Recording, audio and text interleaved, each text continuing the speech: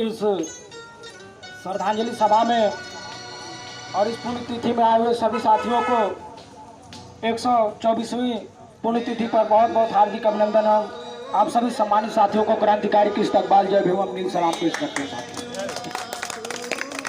साथियों, आज हम जब अपने वीर वीरंगनाओं को याद करते हैं तो उन्हीं वीर वीरंगनाओं में से आज जिनका हम पुण्यतिथि मना रहे हैं सावित्रीबाई फुले जी का, उन्हीं वीर वीरंगनाओं में से आज इनको भी याद कर रहे हैं। और इन्हीं के साथ ही साथ आज हम फातिमा शेख को भी याद कर रहे हैं, जिन्होंने सावित्रीबाई फुले ने अगर भारत में शिक्षा का सबसे बड़ा जोर दिया था तो सबसे पहले अगर जो तो किसी ने विद्यालय खोलने का काम किया था तो फातिमा शेख ने खोलने का काम किया था।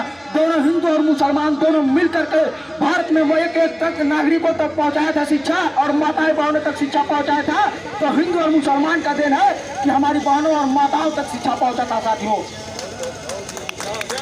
अगर इस दिन को जो राजनेता भूल सकता है, याद कर लीजिएगा कि हमारे भी पूर्वजों को भूल सकता है और हमारे भी इतिहास को भुला सकता है। लेकिन हम लोग जब तक यहाँ खड़े रहेंगे, जब तक हमारे जोड़ों में जोड़ रहेगी, हम इनको भूलने नहीं देंगे और सत्ता पर भी नहीं बैठने देंगे। यह मेरा दावा है साथियों। अरे गई दूसरी बात कि आज जो हमारे पुण्यतिथि में नहीं आ रहे हैं, श्रद्धांजलि सभा में नहीं आ रहे हैं, इतिहास के दिनों को पन्नों को याद करने में नहीं आ रहे हैं, वह भूल में जी रहे हैं कि हमारे मजदूर भाइयों को और माताओं को और बहनों को जो छोटी छोटी बातों को फुसला कर चले जा रहे हैं, उनका चलने वाला नहीं है। क्योंकि इतिहास गवाह है कि आज हमारे युवा साथ भी हमारे साथ खड़े हैं और चलने के लिए तैयार है। अगर सावित्रीबाई फुले ने हमारी बहनों तक शिक्षा पहुंचाया तो हमारा कर्तव्य है कि एक मजदूर को भी हम भारत में कभी असहाय नहीं होने देंगे। यह मैं दावे के साथ कहता हूँ। आकाश पासवान साथियों, रह गई कि आज के श्रद्धांजलि सभा पुण्यतिथि में जो हमारे बुजुर्ग लोग आए हुए हैं, वो पहले के इतिहास और आज के इतिहास और आने वाली समय के इतिहास वो जानते हैं। क्योंकि उन्होंने जो 124 साल पहले की पुण्यतिथि की इतिहास जो पढ़ी है, आज वो जानते हैं कि आने वाले समय में वो कैसा इतिहास रहेगा। और उसी इतिहास को लेकर के आज हम लोग जन जन तक पहुंचाने की आवाज कर रहे हैं कि हमारी बहनें भी पढ़ेंगी।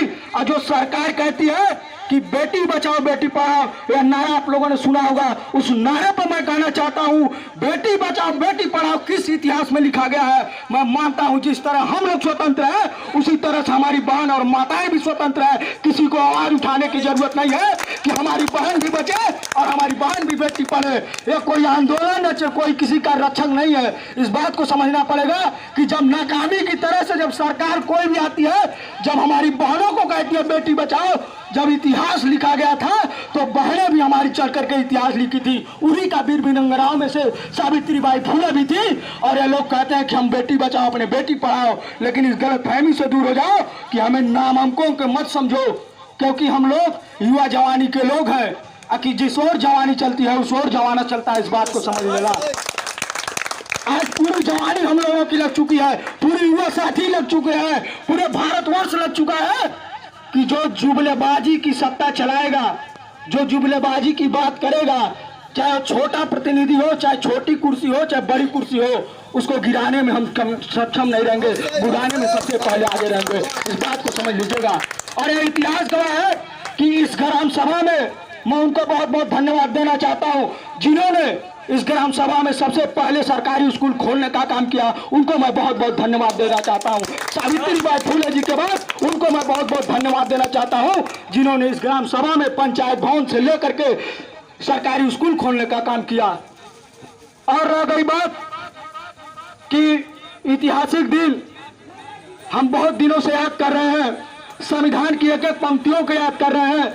लेकिन संविधान की पंक्तियों को जब याद करते हैं तो 1927 वाली भी बात आती है, जिस दिन बाबा साहब भीमराव अम्बेडकर ने मनुस्मृति फूंक करके जला करके यह देश में प्रेरणा दे दिया कि अगर हमारे देश भारतवासियों को खिलाफ कोई भी कलम लिखी जाएगी, किसी भी कलम से इतिहास लिखा जाएगा, वो कलम भी तोड़ेंगे, वो पन्ना भी फाड़ेंगे, वो किताब भी जलाएंगे, उनका घर भी फूंक देंगे। ये इतिहास लिखने की बात है साथियों। इसी बात को मुद्दे पर रखते हुए इस सभा में जितने साथी आए हुए हैं, बहुत बहुत धन्यवाद देना चाहता हूं। और जहां तक मेरी आवाज जा रही है, आप सभी को बहुत बहुत धन्यवाद। तहे दिल से क्रांतिकारी की इस्तकबाल जय भीम नील सलाम पेश करता हूं साथियों।